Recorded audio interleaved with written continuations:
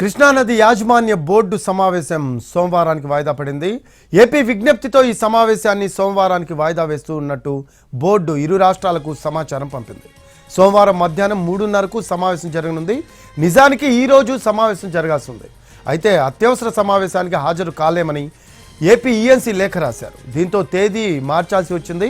శ్రీశైలం, నాగార్జున సాగర్ జలాశయాల్లో మిగిలి ఉన్న నీటి వినియోగంపై క్లారిటీ రావాల్సి ఉంది. మరో అప్డేట్స్ తెలుసుకుందాం. మా కరెస్పాండెంట్ సుధీర్ ఉన్నారు ఫోన్ లైన్లో. సుధీర్, కృష్ణానది యాజమాన్య బోర్డు సమావేశం సోమవారానికి వాయిదా పడినట్టు సమాచారం. లేటెస్ట్ అప్డేట్స్ ఏంటి దీనికి సంబంధించి? కేఆర్ఎంబి సమావేశం ఈ రోజు మధ్యాహ్నం 3:30 జల సౌదలో జరగాల్సి ఉంది.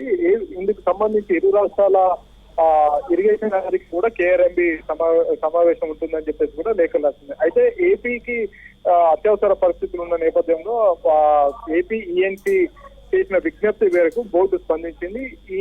ఈ నెల 24 అంటే సోమవారం రోజు మధ్యాహ్నం 3:30 మళ్ళీ సమావేశాన్ని నిర్వహించుకోవాలని చెప్పేసి భావిస్తూ సమాచారాన్ని రెండు రాష్ట్రాల ఇరిగేషన్ అధికారులకు సమాచారం పంపించింది. వాస్తవానికి తెలంగాణ, ఏపీకి సంబంధించి నీటి వాటాల కేటాయింపులు మాత్రం ఇప్పుడు చేయాల్సి ఉన్నది. అఫీషియల్ గా తెలంగాణకు 131 టీఎంసీలు, ఏపీకి 27 టీఎంసీల నీటి పంపకాలకు సంబంధించి ఒక క్లారిటీ రావాల్సి ఉంది. ఇప్పటికే తెలంగాణ కావచ్చు, ఏపీ కావచ్చు నీటిని వాడుతుంది. ఆ వాడుకున్న నీటికి ఇప్పటికే లెక్కలు కూడా కేఆర్ఎంబి స్పష్టం చేసింది. కాబట్టి ఇంకా వాడుకోబోయే నీటికి ఈ వేసవి కాలంలో నీటి వాడకానికి సంబంధించి ఒక క్లారిటీ ఇవ్వాల్సి ఉంది. కాబట్టి సోమవారం జరగనున్న ఈ సమావేశంలో ఒక క్లారిటీ వచ్చే అవకాశాలు అయితే కనిపిస్తున్నాయి. ఏపీ ప్రభుత్వం చేసిన విజ్ఞప్తి మేరకు కృష్ణా బోర్డు ఈ నిర్ణయం తీసుకున్నట్టు కూడా తెలుస్తుంది. Rafiq, thanks for updates Sudheer.